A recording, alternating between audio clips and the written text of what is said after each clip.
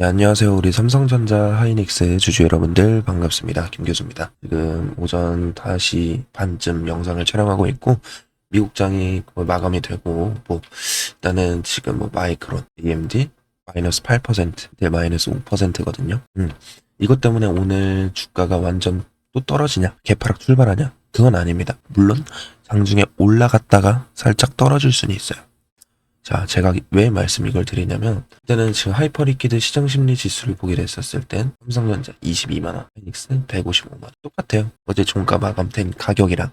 일단은 지금 야간 선물도 보게 됐었을 때, 어제 지수가 빠졌으니까 개파락 출발한 건 맞지만, 살짝 빠졌어요, 살짝. 그러니까 이 마이크론이, AMD가 인텔이 빠졌다고 해서, 오늘도 개파락 하는 거 아니냐라는 분들이 많을 것 같아서, 일단은 아니고 어제 한국 증시가 빠졌기 때문에 이걸 반영해가지고 얘네들도 같이 빠졌다라는 얘기예요. 그러면 김 교수님 오늘 올라간다고 하지 않았습니까?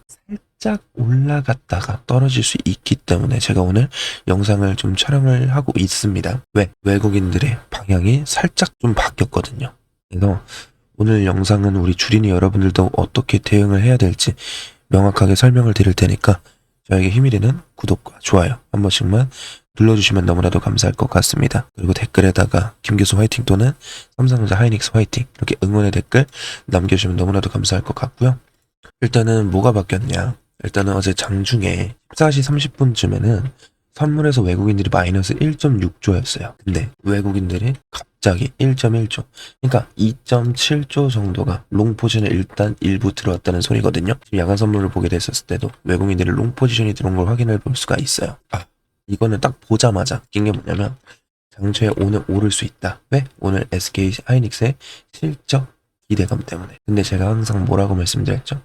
실적 기대감에 있어서 오르는 건 있지만 실적 발표 이후에 차익 실현 물량은 나올 수 있다. 윗골이 달리면서 또 빠질 수가 있기 때문에 영상을 촬영하는 겁니다. 강조드립니다. 여러분, 저는요, 올라가면 올라간다고 시원하게 말씀드리고 떨어질 것 같으면 떨어진다고 시원하게 말씀을 드립니다. 근데 제가 매수에 대한 부분을 왜 어제도 안 들어갔냐? 외국인들 현물도 같이 들어와야 되고요. 베이시스도 강해야 되고 선물도 같이 들어와야 되고 그리고 바닥에서 거래량이 터지는 그런 수급이 들어와야 되는데 하나도 들어오지 않았습니다. 그래서 실적 발표 나오고 나서 항상 어땠죠? 우리 삼성전자 실적 발표 나오고 나서 기대감을 올렸다가 떨어지고 ASM에 올렸다가 떨어지고 TSMC 올렸다가 떨어지고 구글 올렸다가 떨어지고 이번에도 마찬가지로 살짝 올라가게 됐을 때 SK 하이닉스 실적 발표 이후에 떨어질 가능성이 있다. 우리는 솔직하게 말씀드려서 이 모든 경제 지표가 나오고 나서 그때 들어가도 늦지 않는다라는 거예요. 일단은 7월 30일 FOMC 기준금리 결정. 일단은 동결은 확실이지만 이 기자회견에서 금리 인상에 대한 기조가 나온다. 그러면 투심이 또 꺾이면서 떨어질 수가 있어요. 왜냐면 뉴스 보신 분들 아시겠지만 이 금리 인상 확률이 12%에서 38%까지 늘었어요. 그만한 즉슨 이번엔 동결을 나올 수 있지만 다음 달에는 인상에 대한 우려감이 커질 수 있다는 점. 그리고 앞으로 메타, 마이크로소프트, 삼성전자에 대한 실적, 컨퍼런스 콜 이런 일정들도 있기 때문에 좀 중요하다. 언급을 드리고 싶고 미국 PC 물가지수도 나옵니다. 이거는 연준이 보는 가장 중요한 표 중에 하나. 안 좋게 나온다면 또 떨어질 수 있고요. 그리고 어제 같은 경우에 다시 복습을 해드리자면 제가 장마감하고 좀 정리를 해드렸어요. 자, 하나씩 보면서 정리를 해드릴게요. 어제 폭락은요. 기업 실적이 망가진 게 아니라 일단은 반도체에 몰렸던 돈이 문제로 빠진 건 맞습니다.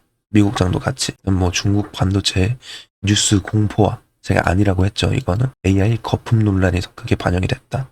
그리고 레버리지 청산이 주가를 좀 지배를 했습니다.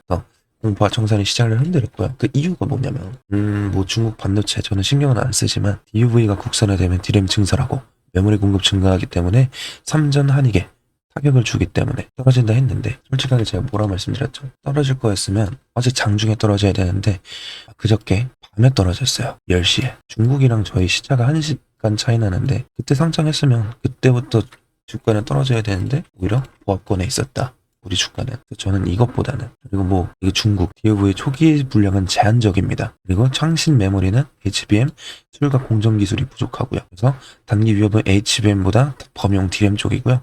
장기 변수는 맞지만 당장 끝날 게임은 아니다. 걱정 안 하셔도 되시고 AI 돈줄이죠. 어제 말씀드린 엔비디아는 어제 순환거래 말씀드렸죠. 그래서 지금부터 AI는 성장보다 회수 가능성을 검증받는 구간이고 결국에 하이퍼스케일러 캡백스는 계속 증가하고 있고요. 그래서 투자비 회수 시점이 이제 핵심이긴 한데 이미 그 엔비디아발 악재는 선반영이 됐다라고 생각합니다. 많이 빠졌어요. 충분히 많이 빠졌습니다. 추가 매수에 대한 부분도 이번 주 안에 들어갈 생각이고요. 만약 오늘도 추가적인 낙폭이 나왔을 때 추가 매수를 가져갈 거고. 그래서 오늘 오전장에는 살짝 올랐다가 떨어질 수 있다는 거, 여러분들 오후장 들어서 좀 떨어질 수 있다는 거 좀 경각심을 가졌으면 좋겠고요. 그리고 한국 중심만 좀 유독 많이 떨어지고 있잖아. 이걸 좀 설명드리려고 해요. 지금 일단은 반도체 우리 코스피 시가총액의 42%긴 합니다. 6월 고점 이후에 코스피 하락분의 약 80%가 반도체 단 한 섹터가 설명을 하고 있어요. 그리고 뭐 단일 종목 레버리지까지 몰리면서 이 개인 투자자들의 예탁금의 140조 원, B2가 106조 원까지 줄었다. 그러니까 반대매매 강제 청산이 나왔다라는 거고 급락이 나온 건데 충분히 개인들을 더 털고 갈 가능성이 있다고 언급드리고 있고요. 근데 진짜 여러분들 걱정 안 하셔도 되는 건 솔직하게 주가가 막 폭락하잖아요. 그럼 보통 어떤 게 떨어져야 되죠? 원달러가 올라가야 되고 국제금리 올라야 되고 유가는 올라야 되고 시장 공포심리 지수 VIX도 올라야 되는데 다 하락을 하고 있어요. 진짜 위험했더라면 원화나 채권도 같이 무너졌어야 됩니다. 그래서 이번 금융위기보다 주식시장 내부 포지션 청산에 가깝다. 수급 문제예요. 수급 문제. 그래서 제가 아까 말씀드렸다시피 중요한 거는 제가 이것도 정리를 해드리죠. 세 가지 수급 신호 확인.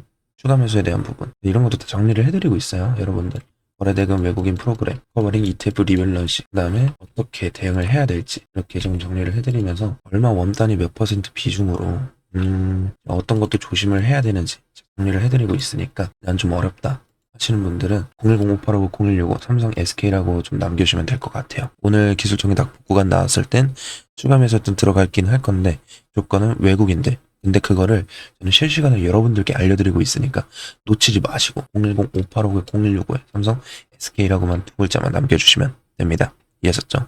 그리고 저는 SK 하이닉스 삼성전자 여기서 일단 삼성전자 추가 매수 들어가지 절대 않았습니다. 왜? 더 떨어질 줄 알았기 때문에. 어제 댓글 보신 분들은 다 아실 거예요. 제가 얼마나 객관적으로 보수적으로 접근하고 있는지. 그래서 나는 좀 많이 어렵다 하시는 분들은 010-5859-0165로 삼성 SK 우리가 단기적인 저점에서 신규 진입 물타기 해야지 평단가를 낮출 수가 있어요. 원금 회복에 필요한 지금 마이너스 40% 정도 빠졌잖아. 그러면 66%가 올라야 돼요. 근데 앞으로 여기서 물타기를 하게 됐었을 경우에는 평단가가 33만 원이야. 그러면 10만 원 미만 28만 원까지 평단가를 낮출 수 있다. 그러면 올라갈 때 단기적인 저항에서 매도 떨어졌을 때 다시 추가 매수 분할 매도 분할 매수를 가져가야지. 여기까지 올라갔을 때 손실이 아니라 수익으로 전환할 수 있고요. 38만 원까지 다시 가게 됐었을 땐 충분히 세 자릿수 이상 수익률까지 만들어낼 수 있다는 얘기예요. 이걸 놓치실 건가요? 전 놓치시면 안 된다고 생각해요. 이 부분들 꼭 김 교수와 함께 객관적으로 제가 도움을 드릴 테니까 삼성 SK라고만 두 글자만 읽어주시면 됩니다.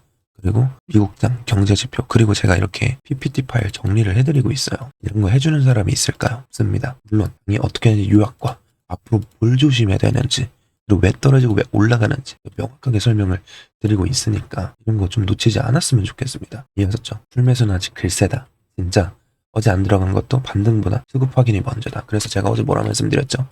분봉으로 거래량 터지면서 서킷 브레이커 나오고 보통 거래량 들으면서 상승이 나와야 되는데 안 나와서 안 들어갑니다. 그래서 삼성 SK라고만 꼭 두 글자만 남겨주시길 바랄게요. 이해하셨죠? 여기까지 영상 시청해주셔서 감사드리고요. 이따 장중에 영상 찍어드릴 테니까 꼭 제 영상 시청해 주시길 바라겠습니다. 문자로 남기셔야 돼요.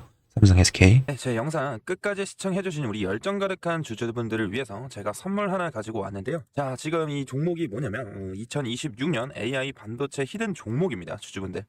지금 이 반도체 시장에서 굉장히 좀 중요한 변화가 일어나고 있는 건 다들 아실 겁니다. 뭐 예를 들어서 AI 산업이 폭발적으로 성장하면서 이 데이터 센터와 GPU 그리고 HBM 메모리 수요가 급격하게 좀 증가를 해주고 있다는 거예요. 그래서 지금은 이 삼성전자와 SK 하이닉스 글로벌 반도체 기업들이 이 수십조의 규모의 투자를 좀 진행하고 있다는 건데 하지만 이 대부분의 우리 주주분들께서는 이 반도체 장비나 이 반도체 소재 이런 기업들만 보고 있어요.